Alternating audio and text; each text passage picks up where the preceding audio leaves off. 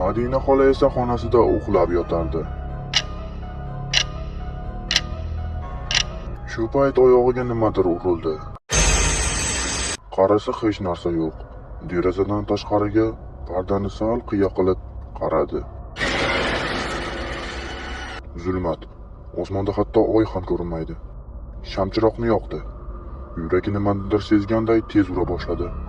Oshxona tomon bordi va eshikni ochdi. Qizlar bu yerda yo'q. Egizaklarning xonasi tomon yurdi. So'ngra derazadan xona ichiga shamchiroqni tutdi. Ular xonasida yo'q edi. Betda joy qolgandi. Qizlarga bu yerga yaqin ham kelmanglar degan xonasi. U o'sha xona tomon yurdi.